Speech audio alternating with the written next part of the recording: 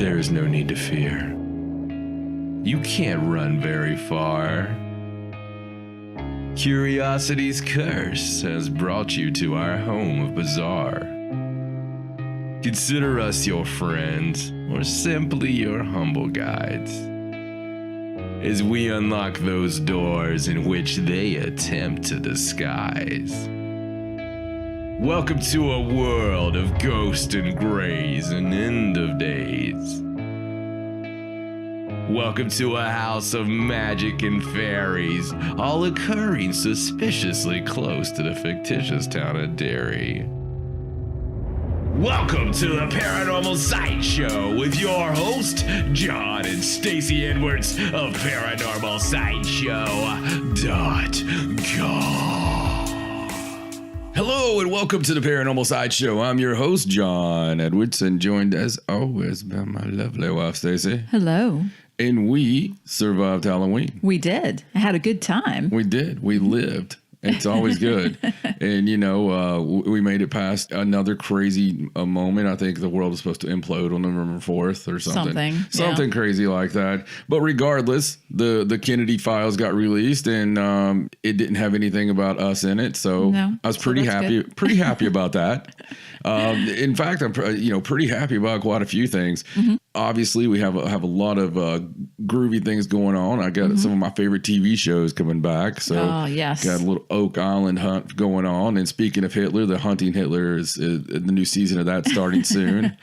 Our DVR shall be full. And Tim Kennedy, the star of that show and MMA extraordinaire, he actually is saying that they've got some really groovy stuff coming for, this year. We've been getting a lot of great letters and actually just gigantic influx of letters and things is over the past couple of weeks that have meant a lot to me.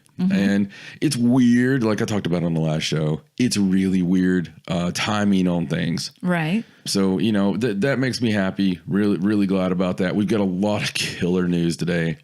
It's been almost so much news over the past week that we've not been able to, we've had to pick and choose, which is nice. Right. But it also makes you wonder what the hell's going on with the world.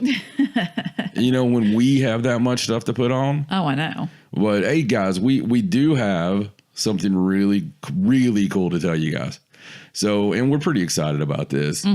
We're going to be the Paranormal Sideshow. Your favorite show is going to be starting soon on Spotify. Yes, you'll be able to find us there. So you'll be able to listen to us if you've got a Spotify subscription. You'll be able to listen to us there. If you've got friends that have Spotify, you need to tell them, hey, I know how you can listen to the coolest podcast on the planet.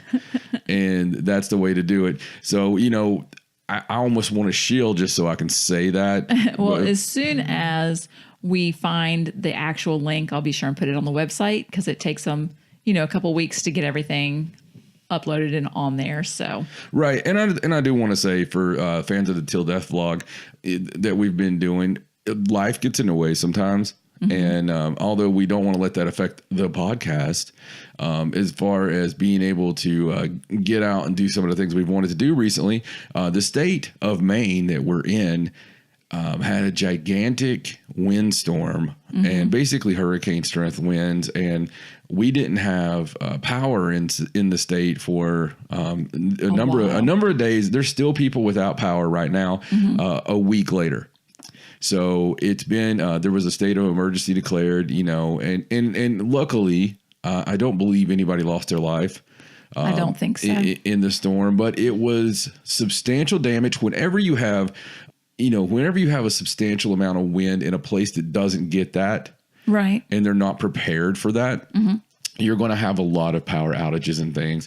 It was actually the worst power outage. And you got to think this is like freaking Antarctica. It was the worst power outage since the Great Ice Storm of 98, which all the Mainers talked about. Because the Mainers, they just remember everything. Right. They're just like, oh, yeah. So back in 98, before Tom Brady even, and they talk about all that stuff. And all I can say to them is, ParanormalSideshow.com. That's your address to go find everything Ice Storm. Facebook.com/Paranormal Sideshow. Ice, baby. On Twitter, it's at, oh my God. I said Twitter. You did. I did. That's unusual. I didn't say Tweeter. People aren't going to know what you're talking about. We might actually, get people join us on it now. People, I have this vision in my head that there's actually a social media app called Tweeter, and on Tweeter we have like 10,000 followers. Yep. And we never post anything. They're just like, I don't know why we follow these people. They never say anything. It's a rib. On the Tweeter, it's at Sideshow 97. That 97 is because we're cool and we put little like meaningful numbers in our stuff. On Instagram, Hot Meaningful Damn, it's John and Stacey Edwards. On YouTube.com/Paranormal Sideshow. Kids, that's where I was talking about that till death thing. That's where I was talking about that coolness. You know what I'm talking about? That's where you find the tantalizing, uncompromising, twosome you'll never find jazzercising, the often bent yet never broke duo who make sure you're woke. The haunted man, the witchy chick. They've blurred more lines than Robin Thicke. A Bigfoot talk, a graveyard walk. We're inside your phone and we love the stalk. From the till death vlog on the tube of you, it's the Paranormal Sideshow Till Death, John and Stacey show. You need to subscribe. You need to like. You need to love. You need to watch it more than once. You need to watch it in the dark. You need to watch it thinking we're watching you back, because we probably are. We're in with the CIA, and that's okay. And I need you to like, review, and subscribe, especially on Spotify. If you have Spotify, since we're new there, it should be showing up anytime. It's approved. It's ready to go. But since we're new there, even if you don't normally listen on Spotify, go over there and get a free subscription or something. And I don't get no money off that, but man, I would like to see the love, because there's not very many paranormal shows on there. And I kind of want to just, get us pumped up, get us put up to the top, because we have a lot of downloads. We have a lot of subscribers. We don't make a Jiminy Jack dime on this. and we've always kept it free for you guys, because we don't want to be like, hello and welcome to the paranormal whatever. Welcome to the Paranormal Hour. And let me tell you about all these other podcasts I have for $19.99. And if you really want to listen, you can listen for $29.99 on this one. And if you really want to be one of my friends, here's $5.99. You can have this. Oh, by the way, here's my book. My book's only $499. And if you want to do a live video chat with me for $2,000, I will sign it for you. You know what? I've never done that. Never will. I will try to say in my book, when they allow me to release it, there again, it's not going to be that expensive, because I don't want it to be. And not that I'll have that much control over it, but it's more of getting the message out, right. Sharing the view, sharing the thoughts, sharing the ideas, just like we do on this show. And if I ever do push something on this show, it's only because we are finally going broke from bandwidth. And I believe that's a good problem to have in its own way. But we've been... Our subscribers, thanks to you guys, has been doubling, tripling, quadrupling, every day. It's insane. It makes us really happy, because back in the Haunted South time, there was times we were getting 100,000 downloads a show. And we would put up a show, we get 100,000 downloads. That's pretty cool. It is. I know the David Weatherly shows back in the day, the Black Eyed Kids shows, around 2010, 2011, those shows, it was like 170,000. Oh, yeah. Those were our most popular. Yeah, it was big time, just because they were creepy as crap. We're back up to that level. So, and especially, with the iHeartRadio, when we put it on there, and the only reason I'm telling you guys this is because you're truly our friends. That's that's the coolest part of this show. Right. Is people, when they message me or message you never know which one you're going to get. It's like a crapshoot. It's either going to be John or Stacey. Yes, we both see the messages. It's just which one of us gets to it first. Right. So that's the whole thing. You never know who you're going to get. And I take it all really personal, and I truly feel, oh my God, I'm like an evangelist right now. I got my hand out of the TV. It's like I can feel it. Just put your hand on the TV screen. Put your hand. Except you're not asking for money. Put your hand on the iPhone right now. Put your hand on it and feel the power. Feel the love. That's the love of the John. Yeah. But no, I mean, like I said, I'm asking for energy. I'm asking for love. I'm asking for people to have a little bit of fun and forget about the day-to-day bullcrap that is going on in the world. Let's not worry about that. And let's not be divisiveness, you know, that is so polarizing. You know, if you're left, right, up, down, we kind of like our center here. So it's because we're all fighting a bigger fight. And I think the listeners of this show know that bigger fight is the whole world of the weird. All the things that they don't, you know, want you to believe that they're the real things that are true. And I think everything else is a distraction. Right. And the funny thing is, and we'll talk about this with the JFK Files in a bit, is more and more that tinfoil hat doesn't look so crazy. Exactly. These conspiracy theorists, when the granddaddy of all conspiracies comes out and it looks kind of damn true. Right. You know, there's some crazy stuff in there. You can only imagine what they're hiding. If that's what they show you, then imagine what they're hiding. It's kind of like when you ask your girlfriend how many people she slept with. And that's a really bad conversation. Like, you know, unfortunately, a lot of couples hit that mark. You know, girls ask guys too. It's one of those things that, let me encourage you, if you're new in a relationship, something not to talk about is your previous sex life. Right. Because it doesn't ever end well. No. You know what I mean? It's not really important. It's not. What's important is, oh, hey, I love you, and we have this beautiful life together, and we are together forever. You know, maybe that's just, I don't know. Me and Stacey are like that. We could care less about anything else that ever happened, because we know we broke hearts and wrecked lives. But, you know, that's okay, because that's just who we are, and we're proud of that. I couldn't imagine ever being with anybody else. It's like with Stacey, it's just life's perfect.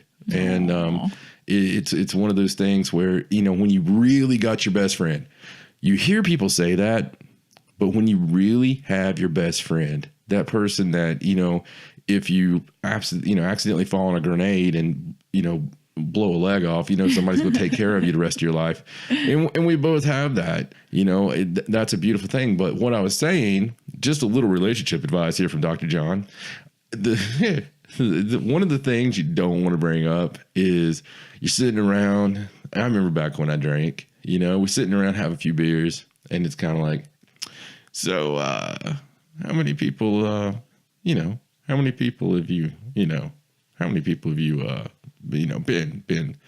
you know, intimate with? I mean, with. And it's kind of like, what? Excuse me? Well, you know, yeah. Well, how many have you been? You know, and it's never good, and it's never true. So, you know, it's always going to be like 3, and you know, and that's probably 13. And that's probably. Is there a formula for that? You just like add a certain number to whatever they say. I do that because I used to do the job where I had to interview criminals all the time, and whenever they would. One of the questions, you know, how much have you taken from us in a single day? You know, I mean, you just throw it out there. Is it fair to say $1,000? Well, usually, like if I just had one recently. Is it fair to say $3,000? And they'll be like, what? No. You know, you can usually tell by the reaction. Right. And if they're very appalled and they're very mad, then it's probably really not $3,000. Right. But a lot of times it's like works like a charm. They're always like, no, I never took more than $1,500. And I'll write down $1,500. I'll be like, so $1,500 is a fair number then? Okay, good. Good. We'll take that. You just kind of back themselves into a hole. It just happened. You know, I read something one time. It's funny you should talk about the whole it's never true answer thing. But I read this thing one time that said that if a husband asks his wife how much money she spent on something, then she always says about 10% less than how much it cost. Right. And I was like, that's not.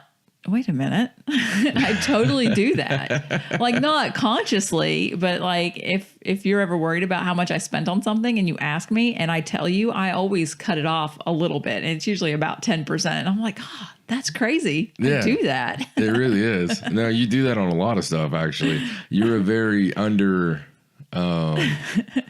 don't exaggerate. I under exaggerate. Is that a thing? Can you under exaggerate? You underrate? I don't know. There has to be a word for that. I'm sure there is. You're a minimalist? Maybe. I don't know what that is. Which scares me to death now. Are you mad, baby? No. Not at all. Oh, you know when I'm mad. Yes, I do.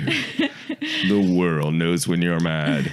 But speaking of being mad, because we're all mad here. We are. Yes, absolutely. I think that we have so much killer news that it's about that time for some of it.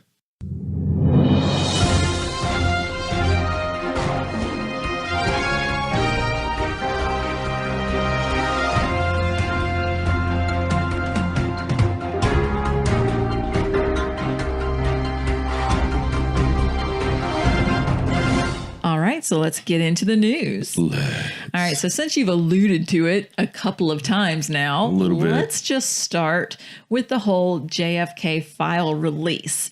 Now, what happened was when these files first were released, they weren't all released right at the beginning. Like nope. They kind of got to Trump a little bit because he said he was going to release everything, but then he ended up not releasing everything. Yeah. And I think I read somewhere that all of these departments in the government, they were just scrambling because they didn't think this was going to happen. They were trying to redact stuff. They hadn't redacted all the stuff. They were pretty sure he was going to be like, okay. And he was at first. They were, I mean, you're talking about someone that's a wee bit sensitive. Right. So, and that's whether you're a Trump supporter or whether you're anti-Trump, it's kind of funny regardless. I don't know when they're going to learn, but if there's anybody from mainstream media listening right now, if you don't want him to do something, I wouldn't put a story out kind of joking and saying, well, Trump said he was going to release all these, but he didn't. Ha ha ha. Right. Because you know what he's going to do? So let's not make any jokes about the fact that he hasn't taken action on North Korea or anything like that, because I'm telling you, there's certain people. And just because I have, I know what I'm doing in studying people. I know what I'm doing in reading people. I am a professional at that. Right. And have, as I've said before, I have framed documents that prove that. We'll just put it that far. And there's certain types of personalities that you don't want to challenge in public because whether it's good or bad, they're going to accept that challenge. Yeah. The ego wins out or whatever. So I am happy about it this time. Very happy because I wanted these documents out. It makes me want to go join, CNN or Fox News right this second and be like, correspondent John Edwards from Paranormal Sideshow has something to say. Yeah, Frank, thanks a lot. Dude, I was doing some research. And when I was doing the research with NASA, I found out that the president is scared to release any files on the UFOs.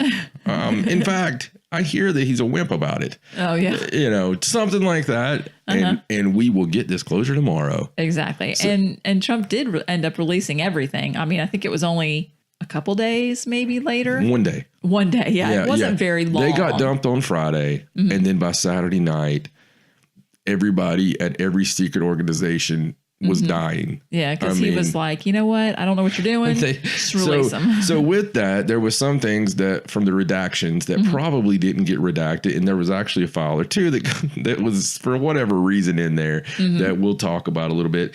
I have some of the crazier ones here. Oh, okay.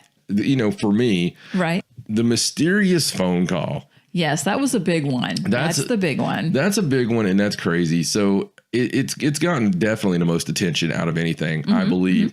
But it's the account of a strange phone call received by a senior reporter at the Cambridge News. That's an English newspaper. Right. And the caller said only that the Cambridge News reporter should call the American Embassy in London for some big news, and then hung up.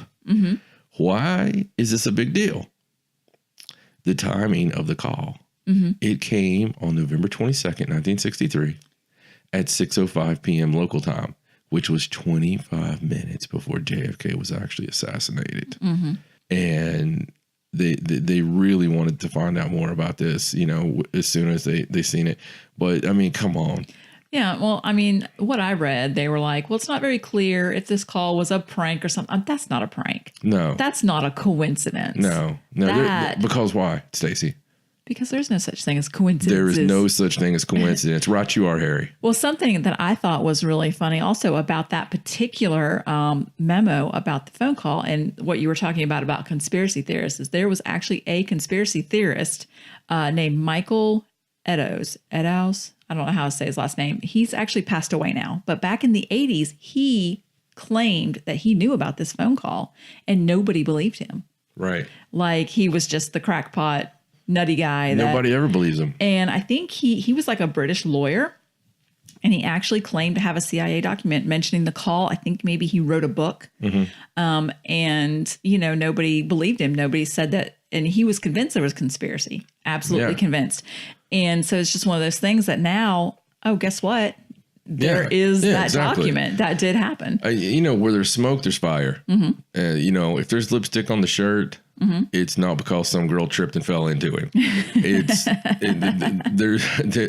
if there's smoke, there's fire. I mean, and more every time, it's just the truth, guys. These conspiracies are real. There's at least a shred of the truth somewhere in it. And as crazy and caca as it sounds, for me, the crazier the conspiracy theory, the more I tend to believe it.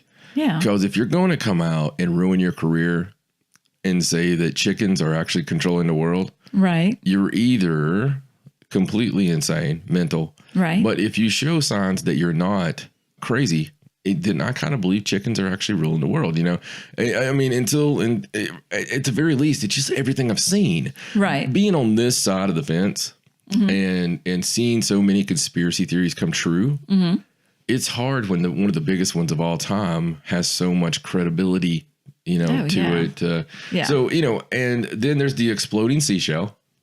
Okay. Which is probably one of my favorites. The CIA, always with their wild plots. To me, they are like Spy versus Spy in the old Mad magazine. Right. Unfortunately, our CIA operates like this over time. They have some of the craziest ideas ever. And of course, they love their mind control.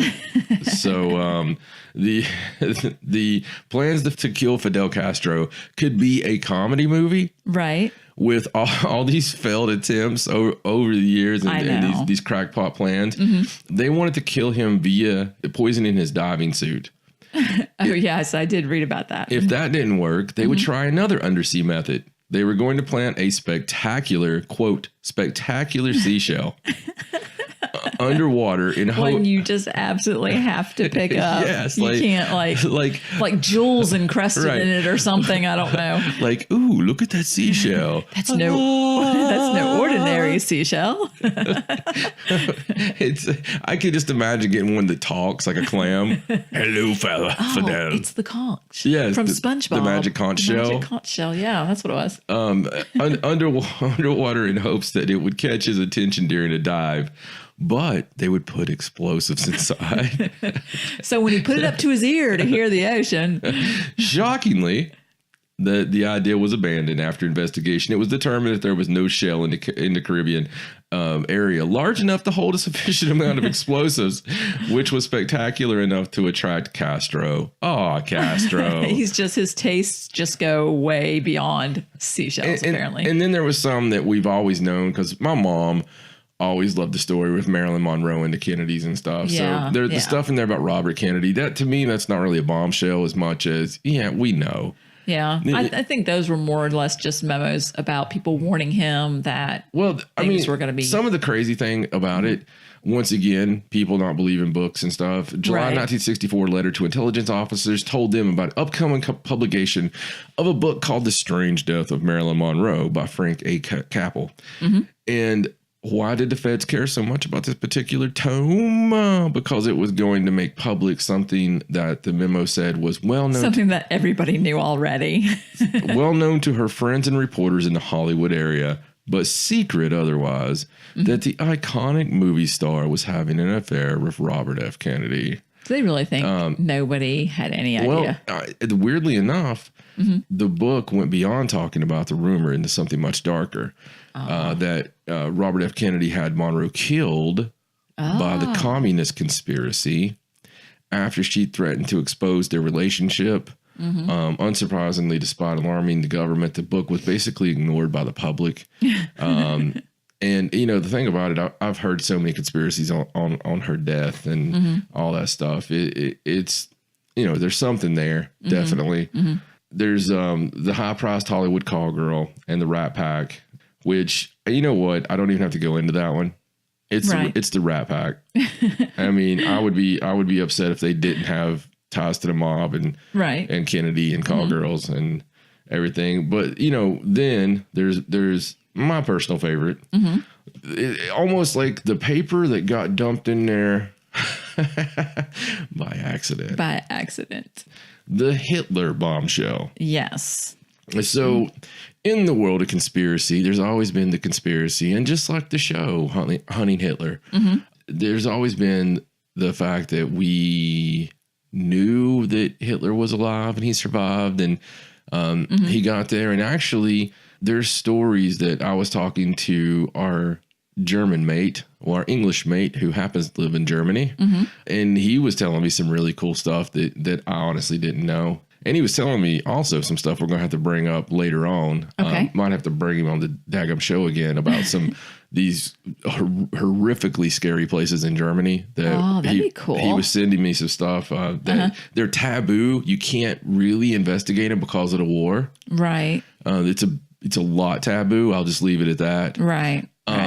But castles and stuff, like he lives very close to the Himmler paranormal. Oh, wow. Yeah. Wow. So anyway, back to Hitler. The document, which appears on the CIA website, highlights a former SS soldier who told spies he had regularly met Hitler in Colombia. And the CIA source claimed to have contacted Hitler about once a month in Colombia on his trip to that country as an employee of KNSM, a shipping company. And the document goes on to say the CIA source indicated he had taken a picture with Hitler, but did not show the photograph. The document was 3 pages in length. It suggested Hitler may have worked as a shipping company employee prior to potentially fleeing to Argentina. On the second page is a picture of the informant with the person he claims is Hitler in the mid-1950s. Right. The friend states that during the latter part of September 1955, Philip Citroen, former German SS trooper, stated to him confidentially that Adolf Hitler is still alive, the documents state. And, of course, the story originally was Hitler committed suicide by taking a cyanide capsule with Eva Braun, killed herself by swallowing a cyanide pill. His body later discovered by Soviet soldiers and buried in an unmarked spot. But, the story actually goes that when they showed up, the Russian soldiers said, that's not Hitler. Right. So the stories have been there. Right. Forever. And, not that we wouldn't trust anything that, our government would tell us, because it could involve, the fine art and stuff that the Nazis stole or the Nazi gold or the Nazi experiments or reverse engineering of UFOs or whatever. Right. But, there's so much evidence that goes to like the towns in Argentina and stuff that are freaking German towns. They are German towns. And absolutely, I believe it. I totally believe it. And now, now there's a document that will only fuel that. Oh, yeah. And then there's also some kind of document in there, a letter showing that the CIA just kind of lost interest in it. Like they decided that the effort to try and prove the rumor that Hitler was still alive was not worth their time, basically. Like they didn't feel like they would ever be able to get anything concrete on it. So there's also a conspiracy theory that they used them to help them take down the Communist Party. I mean, that's to take down the Russians. Yeah. During the Cold War and stuff. And it's not like everybody doesn't know about the declassified Operation Paperclip. Right. Right. That's common knowledge of like von Braun and the reason we went to space basically was taking their top scientist. Yeah. So, there's a lot to the world that we aren't told, or it's put in a nice little, tortilla for us to consume. And most of us, not the people who listen to the show, but most people are happy being able to wake up, everything being normal, go to work, come home, 2.5 kids, white picket fence, just leave me alone. Let me live my life. I don't want to know anything. I will subscribe to whatever you want to give me. But then there's the people that's been woke. And, that's the people that we talk to. And I've not really went down the the conspiracy rabbit hole or the government conspiracy rabbit hole in quite a while. Right. Those conversations are very well documented on our previous shows, but we were just talking the other day, you know, that we haven't seen any black vans in front of the house in a while. And it's funny, every now and then we'll be pulling on the street and a car will turn off its lights. It's very suspicious behavior. You know, or we'll go hunting for something and we'll have cars. Or someone will just mysteriously pull out exactly the same time we do. Yeah. It's very strange. It happens, but man, that's kind of the fun of it. Like my goal in life is to have the Men in Black actually show up at the door. That's your goal. Yeah. I want them to come in and tell me I need to stop doing whatever we're doing. Yeah. Stop doing something that I'm doing.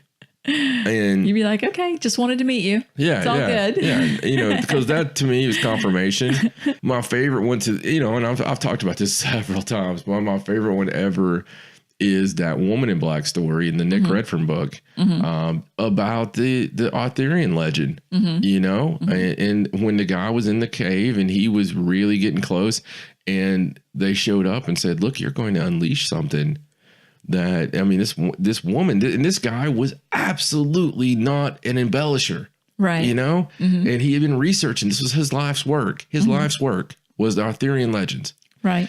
And he was obviously onto something. And he got to the place, right? And he felt really good about it. And a woman in black showed up and said, I'm paraphrasing here, that there's things that you don't understand, and you will open a doorway that's irreversible, basically, and warned him, that bad things would happen. And he had somewhat of a Mothman type sighting, right? After that, with the creature and all this stuff in the roads, and you know what? He quit. He gave it up. And it must have been something pretty scary to give up your life's work. Well, and I'm pretty sure he died soon after. But that one really gets me because I'm intrigued. Who isn't intrigued about an Arthurian legend? When you find a cave that possibly with King Arthur, and it could open up a belly to this underworld or this world underneath our feet that is full of things we don't understand, or at least offer up some type of understanding that they don't want you to have. If you want to go read the Men in Black book, it's one of the final chapters in his original Men in Black book. And then there's the Women in Black book that he had come out 2 years ago. Yeah. I'll actually link to those because those are really good reads. Oh, just fantastic. Yeah, fantastic. For anybody who likes this type stuff, just absolutely fantastic reads. And you basically can pick up anything Nick Redfern's written and just learn all kinds of stuff. Yeah, absolutely. Yeah. Well, anyway, so the JFK Files, definitely interesting stuff. There's other things in there. I'm sure they'll probably still find. Now, I don't guess anybody found the huge bombshell that I don't know if they were expecting to get like this big memo that said we did it or whatever. Yeah, I mean, you're not going to get that. There's a lot of interesting tidbits in there that'll keep conspiracy theorists busy. What's funny, the JFK Files, the biggest thing for me out of it is the Hitler thing. Right. I think it's weird that that's even in there. Yeah. I mean, if I worked in that office and they were like, we got to do this, I'd be dropping like a UFO thing in there. Just one. Right.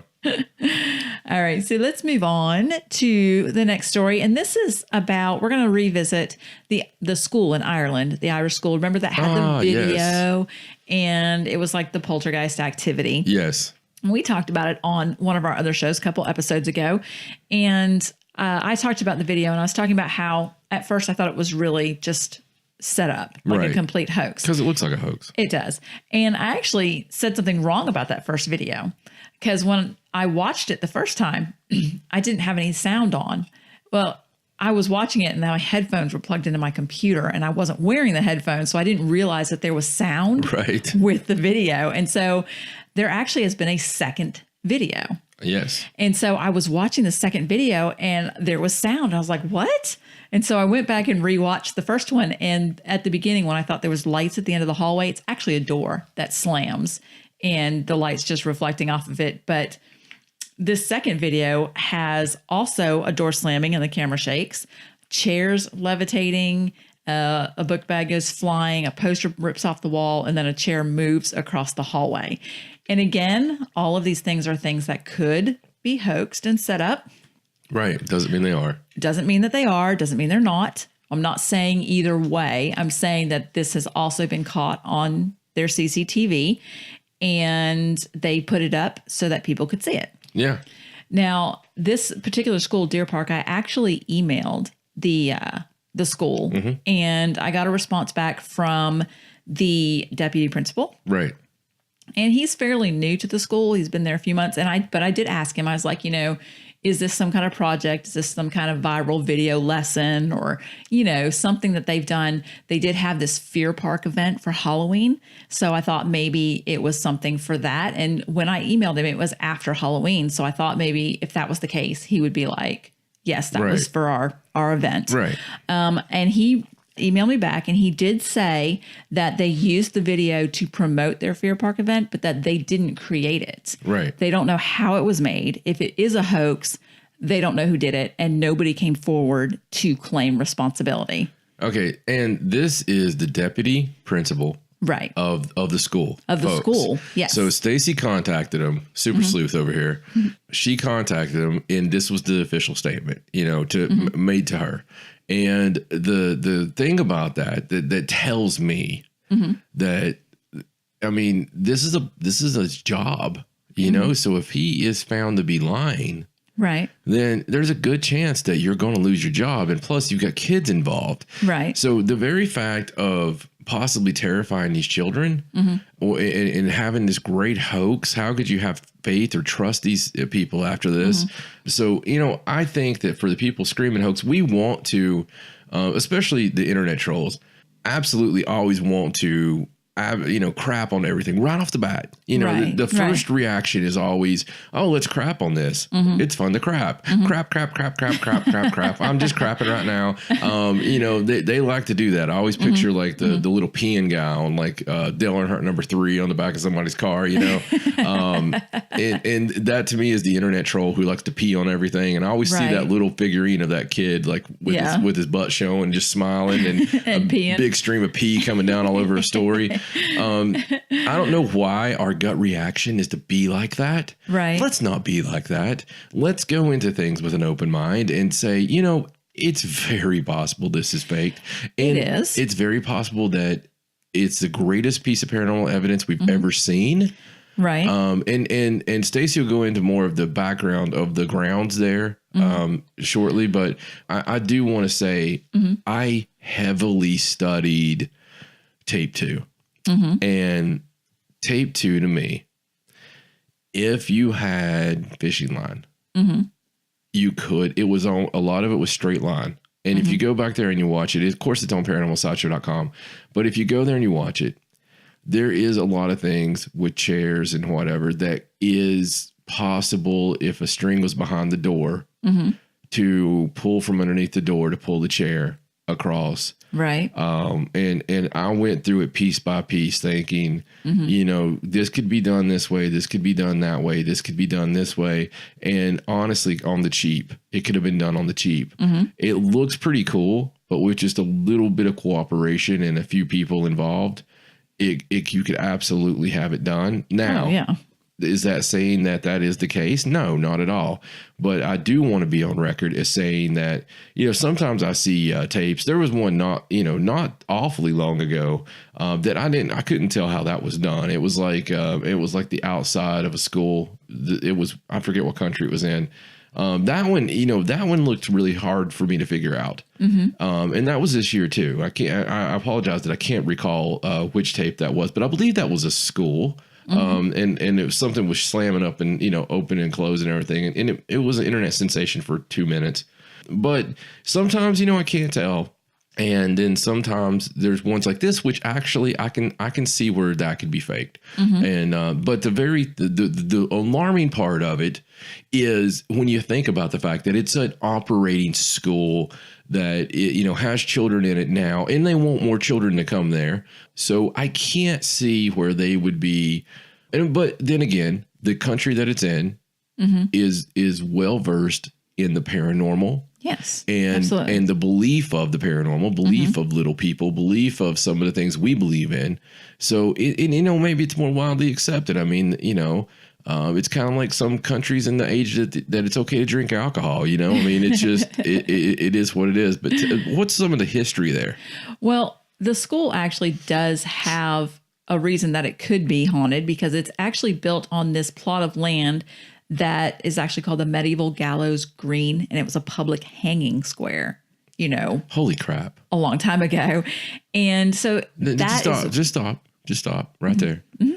So it was a public hanging square, right, where the criminals in a crowd, in front of a crowd, were hung until they were dead. Yes. Probably suspected witches at one point, I would guess, from time periods. I mean, it could have been all sorts. I mean, anything, right? Right. And this school's actually built on that same area of land. So it all happened right there. So yes, the school could be haunted. So very possibly. So I just had this vision in my head of the little kid from The Sixth Sense that went to the school that used to be built at the hanging square. Yeah. And he's walking through the school and he looks over and there's people hanging. Yeah. They're hanging. Yeah, absolutely. Well, and the thing about this, when I was talking to the principal at the school, he claims that there are people online that are saying things like, oh, this was edited with Photoshop, and they're trying to give all these details about all these places that it blurred out, and that's how you can tell. And he said that he doesn't know that if whether it's a hoax or not, but he's pretty sure that it wasn't something that was edited, because how would they get an edited video onto the CCTV? Wow. Do you know what I'm saying? Like, if somebody could have come in and hoaxed it, yes, with fishing line and stuff like that, but somebody couldn't have done it on their computer and then uploaded it to their CCTV. To their closed caption system. The facts that we do know is that whatever we're seeing is exactly as it was seen on CCTV. Yes, according to him. Now, he is saying they have no idea how it happened. They didn't do it. Nobody's claiming it. We have to accept that as a fact. Yes. Okay. The principal said this is the case. So, right. We're accepting this as fact because we asked somebody in charge and in a position of now this school is like, it's not a regular high school. It's an all boys school. It's very old and it's been established for a long time. And it doesn't seem like the kind of place where they would encourage their students to be troublemakers. Right. Or you know what I mean?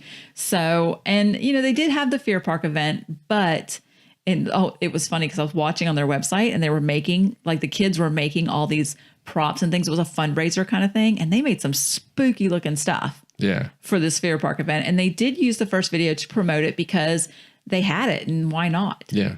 Well, I mean, it's a bunch of boys. Yeah. So there's only so much you can do. I don't know. He claims that there's a lot of mediums and things that have said that they believe that the school is haunted. I believe that there's a very good chance the school is haunted. It's a school and it's on that haunted land. Yeah. So as far as the videos go, we never know for sure. And not having girls around creates so much power. Well, it's just one of those things where you're going to have to watch it and decide for yourself what you think. Yeah. You make the call. Yeah.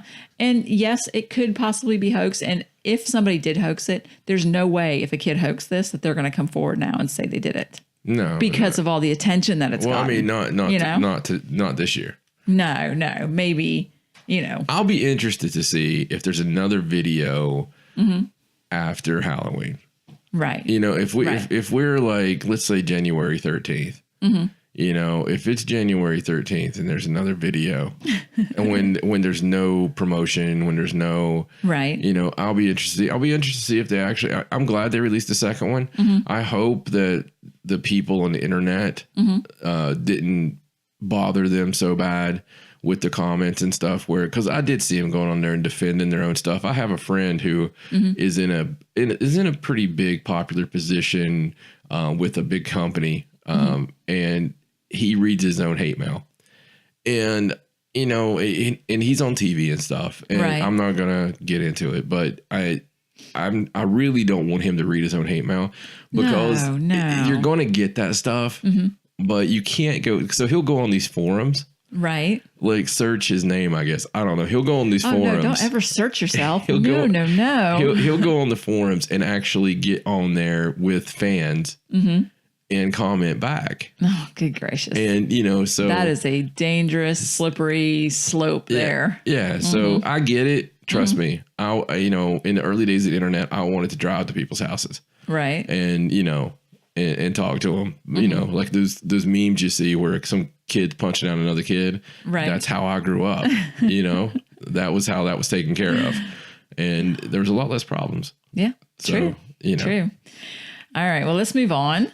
And the next story I want to talk about is about the little small, fast moving object that came zipping through our solar system from who knows where. Yes. Do you remember this story? Marvin the Martian. Yes. So NASA said that this was the first interstellar object to be observed and confirmed by astronomers.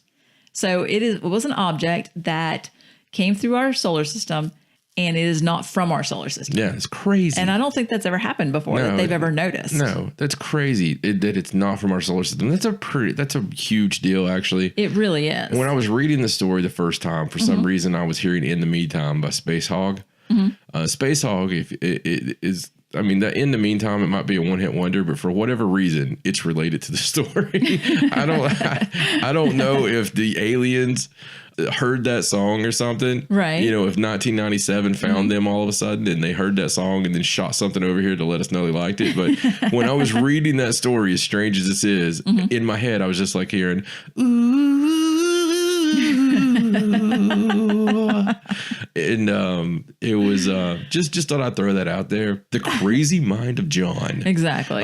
So the interstellar deal, never before have we had something enter our solar system from outside our solar system. Well, that we've detected anyway. That we detected. Yeah. So do they know what the hell it is? They don't really know. They said that, and I like the way they worded this. It says NASA say that on October 14th, it safely passed our home world. Right. I like that they refer to our world as our home world. Right. At a distance of about 15 million miles. So, not super close. And they don't really know where it came from. They don't really know where it's going. But since they've seen it, they can kind of watch it. And I think they believe that it's just on some kind of weird orbit. And it's just happens to come through our solar system. So hopefully if this thing does come back, it's not closer to Earth. Nibiru seems more and more real. More likely, maybe. I mean, the stories that come out that we hear every day about things that are found, every day Nibiru that I've joked about so many times, I just know because anytime I poop on something, any time that I say something negative, whether you act like you don't believe it, every time. It doesn't matter if it's Sasquatch. It doesn't matter if it's crop circles. On our old show, I used to just completely go crazy about crop circles until I actually seen one that appeared that there's no way it could have appeared as quick as it did and as intricate as it did. And it threw a whole new light on it. I know the one time I was interviewing somebody from MUFON, and he was telling me about this guy that he completely, and this guy was always vanilla. He like, I would talk to him, he'd be like, yes, we, John, we had this happen and approximately here, and it was for approximately this long, and here for, therefore, whatever. And I loved the guy. I absolutely loved him. But one time all of a sudden he drops his bombshell and he's just having a normal conversation. And I had him on several times on Haunted South. Right. And he has this, he does this conversation and he's just like, he talks about his friend going into a diner. And I think something had happened to his friend's eyes.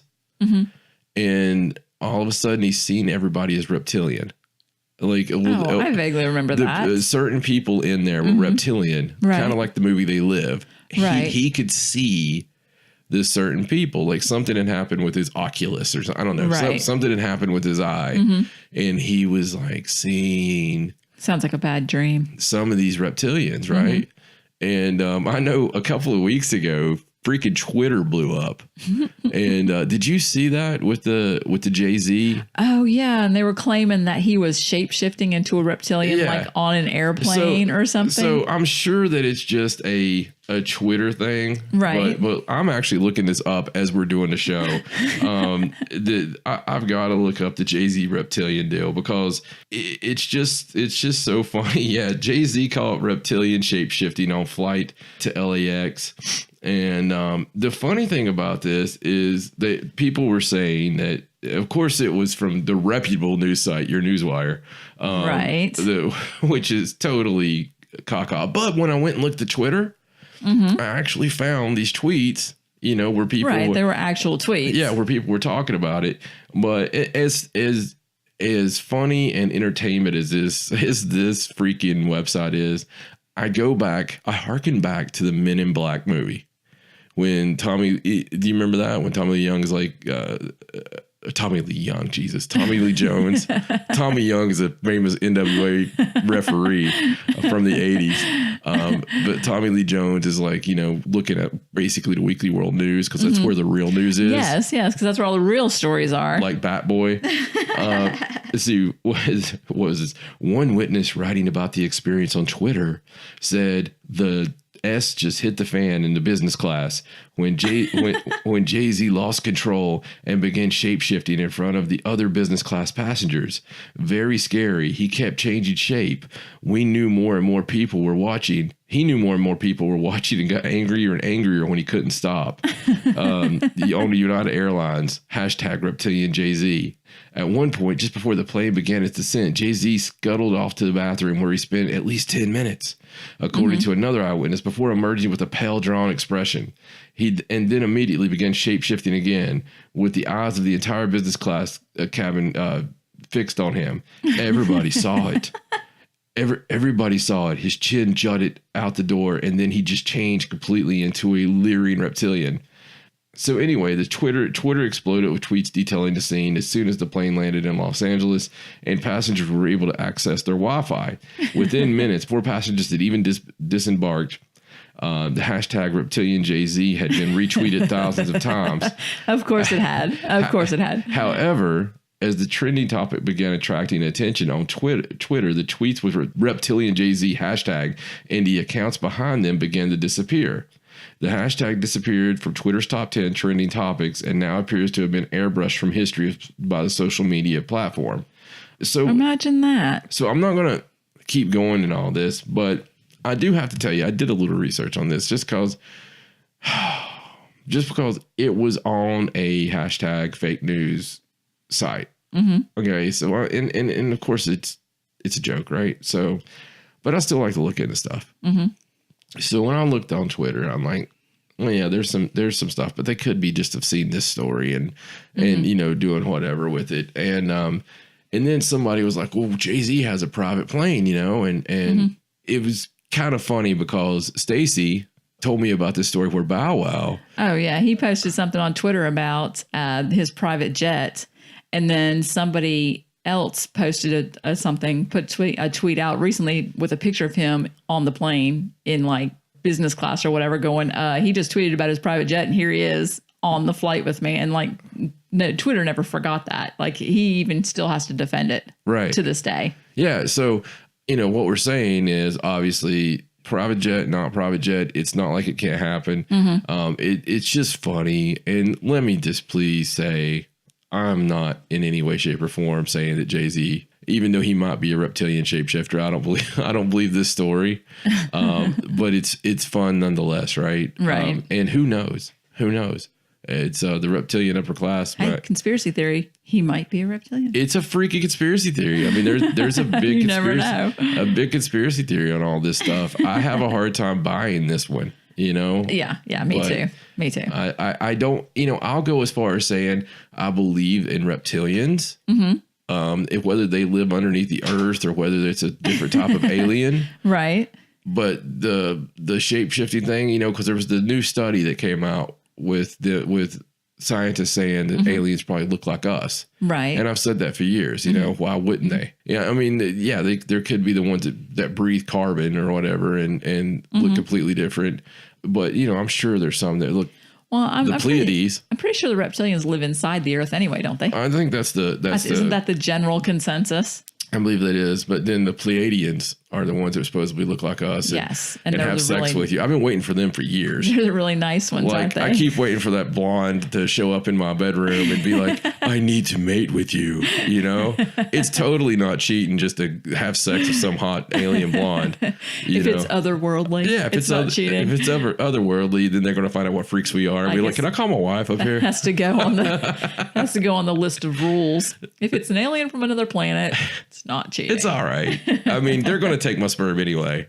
They might as well get some pleasure out of it. They may as well give me a good visual, whether or not it's some gray with some, like little sucking machine or what. It's like, can you please like plant something good up here? As long as they're giving you the good. Good Lord. I'll take an Alyssa Milano, please. They can give you a menu. Excuse me. Which one would you like here? Yeah, I'll take the Jennifer Love Hewitt today. or what's the girl in the Christmas movies? The Lacey Chabert. There you go. Shebang. All right, so we go from there. Wow. I'm not exactly sure how we got off on the interstellar object into all that. Into Lacey Shebang? Yeah. Hashtag Lacey Shebang. If you don't know who she is, it's watch the Hallmark Channel. It's the embodiment of the reason I married Stacey. It's that librarian that you want to turn into a stripper. In the privacy of your own home. Of course. And with female power. Of course. Hashtag female power. Hashtag Lacey Shebang. All right, well, let's move on to this next story. Please. So this next story is about something else that they've discovered in space that they've never seen before. What the hell's going on? I don't know. Everything's just new all of a sudden. We get a new employee or something, and they're like, Robert, please. This time. You're not supposed to tell all this. This time. In this particular article, this time, the astronomers were puzzled. Hashtag Robert, please. So the astronomers are puzzled. Yes, because scientists are baffled. Yes, astronomers are puzzled. Yes. And what it is they have found a monster planet around a tiny star. So the headline says, Monster Planet, Tiny Star. And this is not something that they see very often, ever. Right. So it's a giant planet that's been found orbiting a very small star, and it's a big gas giant. Why is that funny? I don't know. You're laughing and you're making me laugh, and I don't know why it's funny. Well, one reason is because I see a big circular furry planet that has these two big yellow eyes. And his eyes are just following this little yellow sun. Right. It's like, dude. Yeah, like every time it goes around, his eyes are just, and this is what Robert found when he was looking out in space, was the monster planet. Oh, goodness. I kind of see it like that, what is it on Muppets? The big brown monster on the Muppets. Oh, you know who I'm talking about? Yes. The big brown furry. Does it have a name? Yeah. I'm sure he has a name. I don't know what his name is. And it's sad because he's one of my favorite characters. Mm-hmm. He's got the big red lips. So if he was a planet in circle, that's what I was picturing right then. So continue, please, and get us off this silliness. Okay. Well, that's basically the whole story. It's a big gas giant. It's about the size of Jupiter, but its star is about half the mass and radius of our sun. And this is not a combo that they see ever in space. So it's something completely new. And they've actually found it with this new facility that they have. So it's kind of intriguing for them. And they're going to keep looking for more different combos like this. And I just think it's really interesting that even after all this time, they're finding things that they've never seen before. Well, yeah. I mean, how long have we been staring into the cosmos? As long as we've been here. Yeah. So very interesting. And I'm curious to see what this means, like what they go into with it, with studying it. The big gas giant, once again, that's the planets I classify as not planets. Right. Even though we got some beautiful pictures of Jupiter now. Did you see those? Yes, absolutely. Those are gorgeous. It looks crazy. I mean, just nuts. If you've not seen them, you need to go look at these pictures of Jupiter. Yeah. It's amazing the detailed pictures they can take now of all those planets that, they barely could see. It used to be just like these fuzzy pictures of, It's really cool, the storms on Jupiter, when you look at it, and it looks like art. Right. So I got lost in it. And I just kept looking at it because you're having like pareidolia happen. Like you're seeing, I was seeing faces and all this stuff. And I wasn't feeling too good that morning.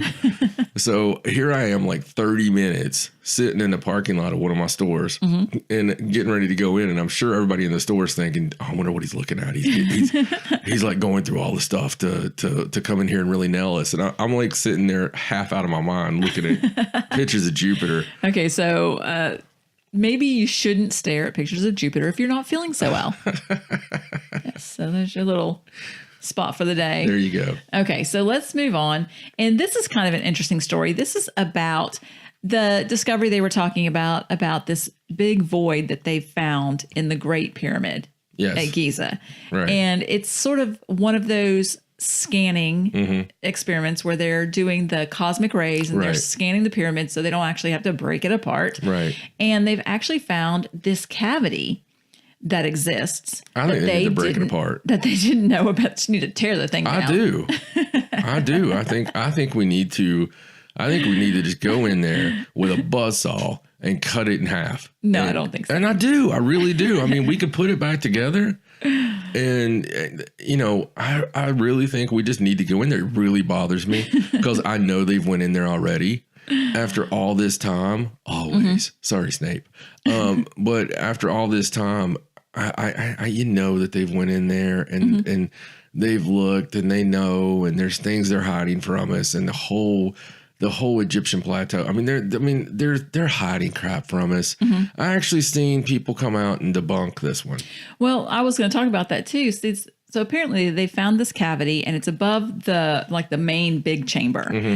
And they didn't know it was there before, and they found it with this scan technique. They're not calling it a chamber, like a quote chamber, because it's just a void. They don't know what it is. Right. So a lot of people have come out and they've said, I know this one group has come out and said that they shouldn't claim that this is a discovery because there should be these voids in the pyramid. It kind of helps with the weight of the blocks. But I don't really agree with that, because if they found something that they didn't know was there before, technically that's a discovery. Whether it's something or not, you know, they've discovered this. The reason they came out and said that, and that's what I was getting at. The reason they came out and said that was because it is something, and because it's something that somebody already knew was there probably, and it probably is filled with something that we're not supposed to look at. Well, you know, they've not been in it. They can't tell if anything's in it. I bet they have. Basically, it's just a big open space. I'm telling you,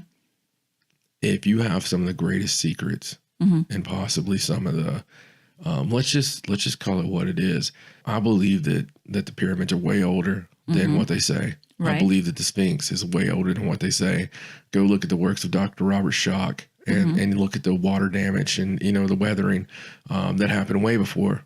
But I believe that some of these things were put there because we are a race with amnesia, and that we have done this party several times, and we did have high technology. I'm not saying it was aliens, but I'm saying that it was high technology, and that we had power, we had free energy, we had all this stuff, right? And some of these things were put there in order to survive. And we have pyramids all over the world, and it's just too strange. Each year they find more places that could be pyramids, and sometimes when they find these pyramids, they won't let us go and check them out. They have these great discoveries for mankind. Right now, what should happen is everybody gets together and goes, "Holy crap, we need to go look into this." But what does happen? We get it covered up. We get it stopped. People say, "No, you can't do that," or "We don't need to go there," or "This is sacred," or something like that. Right. And that is all crap, and we shouldn't accept it, because I'm telling you that pyramid has been there forever. And of course, people went in there and looked through it and found out, you know, what was in there and looked for secrets and maybe found stuff that they don't want anyone to ever see or ever know, because it can't be explained, and it doesn't go into the nice little story that everybody had reached up. Even the Egyptians themselves had history way further back than what that we claim. Now, their own history, their own hieroglyphs talk about, you know, a history that goes way further back than what we say they did. So basically we pick and choose. We say, well, okay, this is actual history, right? And this is probably just them embellishing, right? You know, they're probably just a story. They're just making this part up, you know. And it's just like the Maharata Bada Brada, right? You know, the Bada Bing Bang.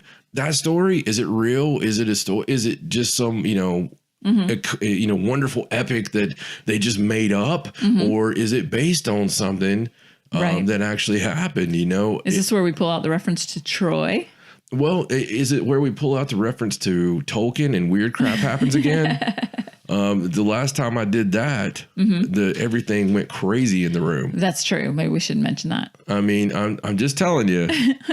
I'm just telling you that more and more with these discoveries, my whole Tolkien theory, and I use Tolkien as the example, but my theory is there's muses, or there's the international, like we talked about on the last show, there's this consciousness and that touches that certain people tap into it, and it's a universal knowledge. It's a universal knowledge, and some of us tap into it sometimes. And I truly believe that musing creates some of the greatest fictional, I'm doing air quotes, stories, right, that have a big base in reality. And I believe that there was other races of men, and we find them, and we're like, oh, we don't know what this is. Well, they find things they can't explain, right? And then they just brush it up to the side, and we can't explain that. And I just like to credit it to Tolkien because he's the best of all of them. You know, his fantasy stories are they're never going to be topped. So well, anyway, so I don't know if we'll ever find out what's in the void. I feel like even if it is just an area that the builders incorporated to relieve the stress and to help with the weight of the stones, that they still had this empty space, things could have still been put in there. Yeah, I'm a big fan of putting things in voids. So it's interesting. I don't think all voids should be filled. I feel like I'm with you. They're trying to kind of brush this to the side and make it seem like a non-thing. Yeah. So we probably won't ever hear anything else about it again. It's a non-thing. You know what I mean? Yes, no, I love Not a big thing. All right, so let's move on. So here is a story. It's kind of an update. Kind of not. And it's about the story about the ghost that cuts hair. Oh, do you remember this? The hair cutting ghost? Yes. In a village. Yes, in a village. And so apparently this has continued, and women's hair is continually being cut while they're sleeping. This is creepy. So I think that the thought is now that there's actually people doing this. That Brutus the Barber Beefcake is actually on the loose. That people are actually, the people in this village, they're actually accusing each other, like other areas, of doing it as a political thing, like trying to cause unrest and trying to just cause havoc. I don't know. But making people think that there's demons cutting your hair. Yeah, because it actually has led to violence. It has caused mobs. It's called vigilantes, vigilantes to come up and start harassing people, thinking that they're the haircutting ghost, kind of like the vampire mobs. Yeah. Then they actually, I believe, people have been hurt. I hope like the United States political parties don't see this and it's like, oh, damn, that looks like that's working pretty good. Let's start this. People have actually been beaten by vigilante mobs, and a 70-year-old man was actually killed because they mistook him for the braid chopper. And women have come forward saying that they fall asleep, and when they wake up, their hair's been cut. I don't really understand it, but it could be worse. They could wake up and somebody could have a Jell-O pudding pop. I don't know what happened to your hair. Supposedly the women are just unconscious and then their hair is cut. I don't know. Right. It's so strange. It really is. I don't even know what to say. Is the hair ever found? Yeah, sometimes the hair's just laying there. Like, they don't steal the hair. So the hair's not like glued to their cat or something? No. Because if I was doing it and I was creating some big faux pas, like, I would cut their hair and then I would glue it on the head of their cats. So they woke up and their cat had this luxurious hair.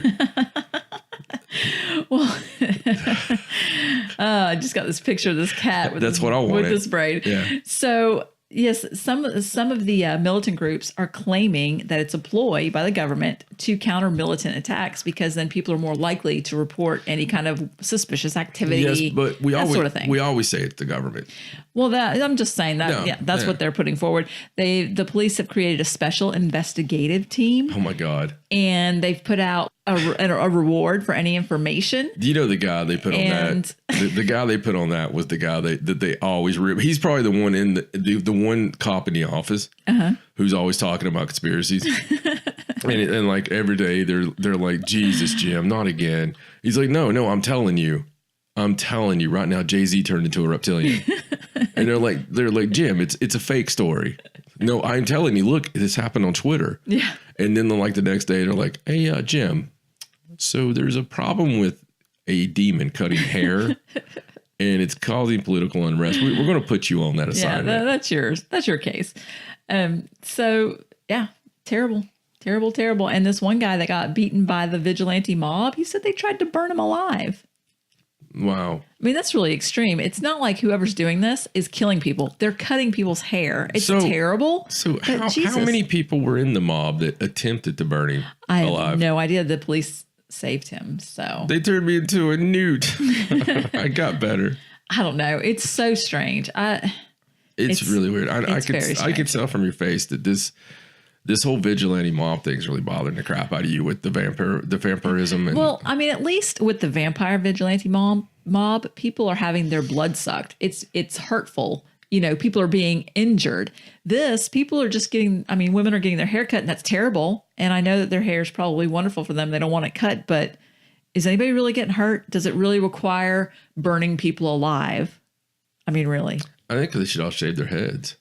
Oh, that would stop it, wouldn't it? Yeah. I mean, I think they should all shave their heads. And if no women had any hair, then nobody could get it cut. Yeah. I mean, they should all shave their heads and see what happens. Now, if we shave their heads, you see, the reason I don't want to lead the country is I'm afraid of what they cut. Like I have them all shave their heads and then they wake up with no scalp. You know, I don't want to see where this escalates to. Right. So if anybody's listening there, which is a possibility, the last time I looked at our world map, just, my God, stop the madness. And if it is really a ghost that's cutting hair, it's very odd. It is. I mean, it's just odd. It's odd that you jump to that. Yeah, I agree. I mean, it's odd that, like, if I woke up and your hair was cut, I don't know if I would jump straight to ghost. Right. I don't know. Some spirit must have knocked you out and cut your hair. I don't know. Maybe I would. I mean, Alien, maybe? If there was no way, Alien was probably where I would jump. We'd probably go Alien first. Yeah. Like they accidentally got some. Or CIA. Yeah. You know, something. Yeah, exactly. The CIA snuck in our house and cut your hair while you're sleeping. All right. So I guess got a couple more stories here. The fun ones, the interesting ones. This one is about a man who is going to... I don't know why it's funny, because it's a man. I'm sorry. He is going to court to prove that Sasquatch exists. Well, good for him. Todd Standing is accusing the British Columbia Ministry of Environment and the British Columbia Fish and Wildlife Branch of dereliction of duty pertaining to the interests of an indigenous wildlife species. In other words, he's trying to protect Bigfoot, sue them because he wants them to protect Bigfoot, and he feels like that they're not doing that. And the reason that they're not doing it is because they don't believe that he exists. Right. So he is actually doing this lawsuit, and it's funny because he tried to get a lawyer for a long time to help him, and no lawyer would take the case. Really? Yeah. So he's just going forward on his own. And supposedly, you'll have to read this article, but supposedly he's had several interactions and sightings and has studied Bigfoot for a very long time. But he's taking this very, very seriously. And Obviously. He's asking anyone who's encountered a Sasquatch to contact him through his website, which I'll have a link for, and, you know, to put your testimony in with about your experience with Bigfoot. He wants the government to send a government biologist to accompany him into a known Sasquatch habitat for 3 months to prove his claims. He's not asking them to believe him just on his word. He wants them to send an actual biologist with him so he can take them out in the wilderness. So what kind of short straw is that you got to draw in the office? To prove his claims. The British Columbia Biology office, they're sitting there like, okay, so shit just got real. And we don't know if this actually goes through, which one of us are going to have to go. Is Robert around? No, I think he works for NASA now. But I mean, that's nuts. It's right. It's cool, I guess, in a way. I mean, it's a lawsuit. It's a civil lawsuit. No, I mean, you know, it's cool in a way because Bigfoot probably exists. Smoke, fire, whole thing. And I don't know that Bigfoot needs protected, considering Bigfoot is a 9 foot tall furry beast that we have yet to get hard evidence of. So I think Bigfoot's pretty well taken care of. Well, I feel like there's a story in here where he was talking about some Sasquatch that he saw in this particular area. And eventually they disappeared because of a lot of logging going on. So I guess he feels like they're destroying Bigfoot's habitat. I'm all for stopping. Which, I'm all for like being protective of, the environments and the beautiful environments. Well, and this man, Todd Standing, he also, it says in this article, that took Les Stroud into the backcountry to search for Bigfoot once. And he said he set out to prove that Sasquatch couldn't exist, but soon became convinced of the opposite. That's what they all say. Yeah. I mean, that's what we all say. We all say, well, we got into this looking to be against it, but it ended up being for it. Our story is not quite like that. My story is just, I made fun of everything.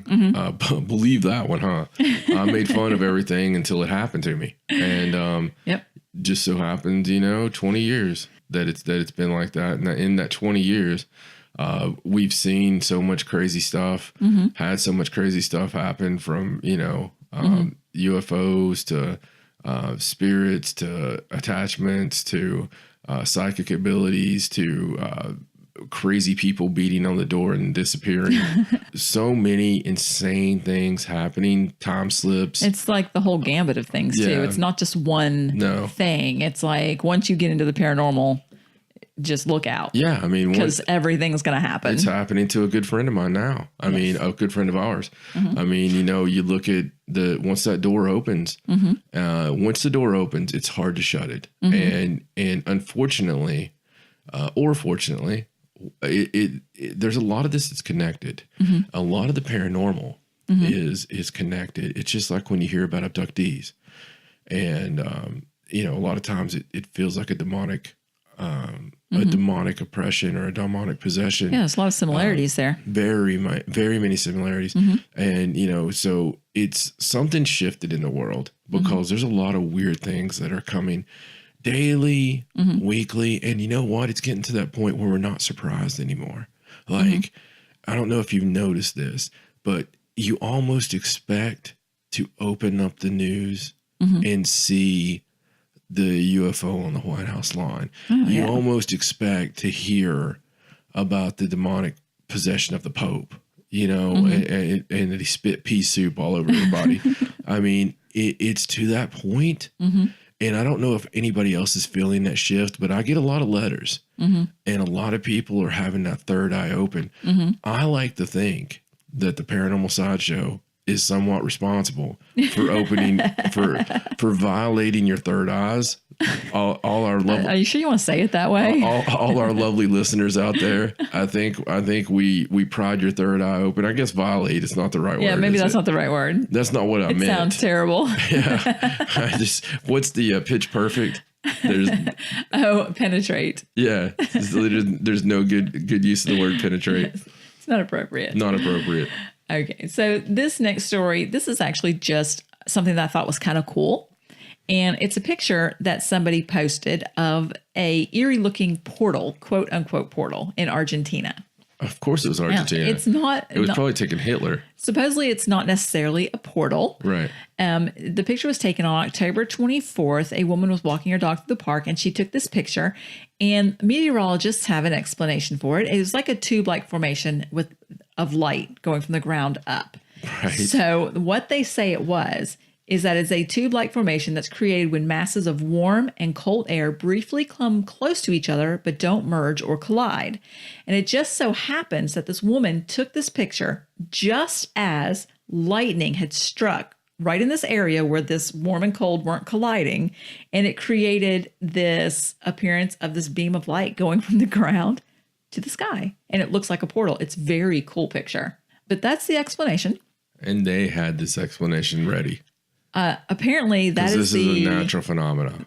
Well, I mean, it's very rare, obviously, to have this happen, plus the lightning on top of that. Do you ever think that these things are not natural? I mean, do you ever think that these things, they have a name for them, but they could very well possibly be something else?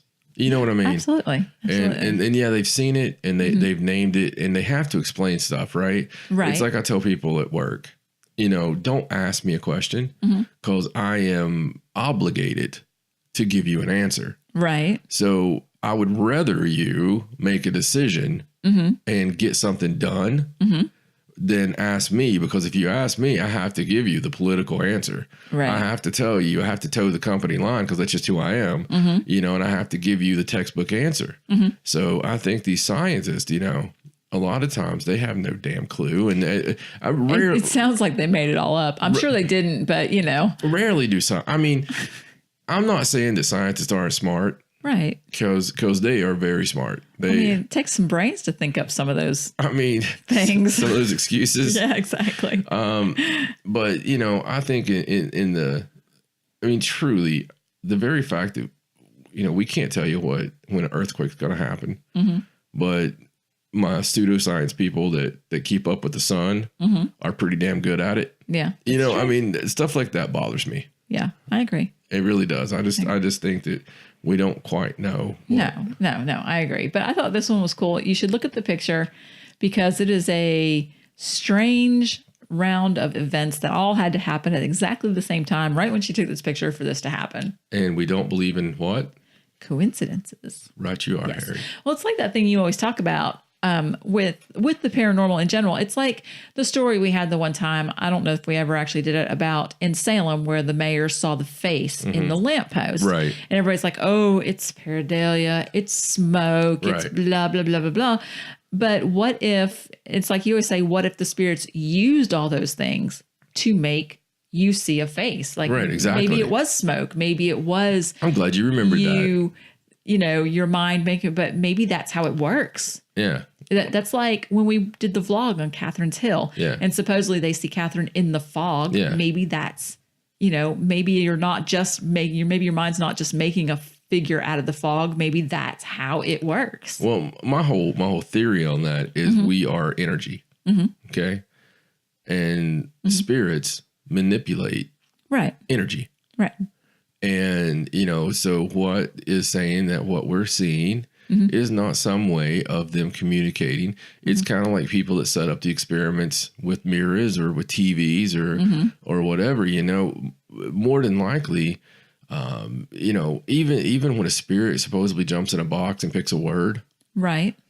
It's hard to believe that, but then we get relevant words and you have to just kind of go with it. And I think the more that you're believing in it, the more open your mind is, at least. Why not test it? Why not try it? And we know the spirits are real. We know beyond a shadow of a doubt that they're real.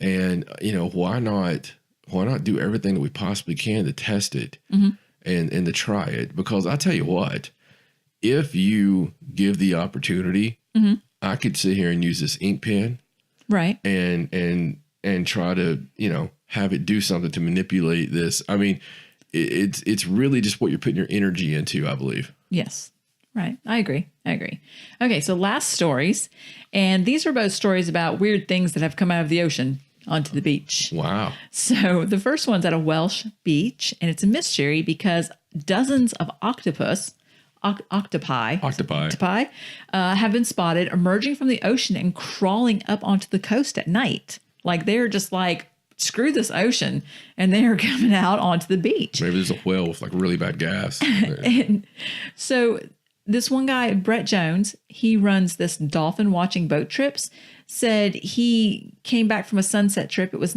getting kind of dark. And it was like this crazy scene. He said it was like an end of days scenario where about 20 or 25 octopuses were just crawling out of the ocean onto the beach. Jesus. Which is very, very weird. And he said he tried to return the creatures back to the sea when he could. But I think that they still just tried to keep coming back out.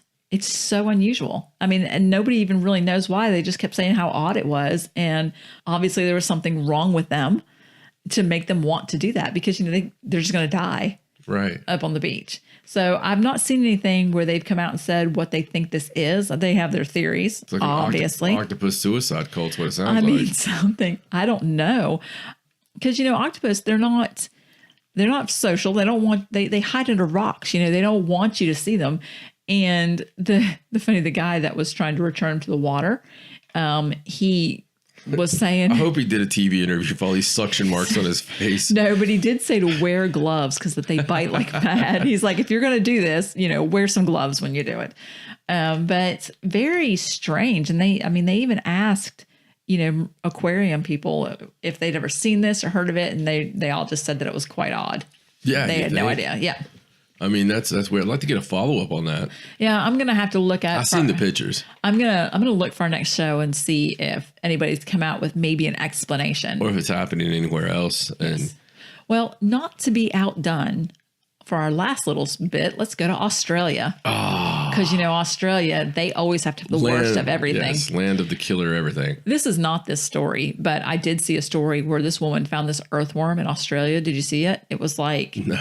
I mean, it was ridiculously long. She had a stick underneath it. I was like, Jesus, even the earthworms can eat your face. They're huge. It's ridiculous. I tell you.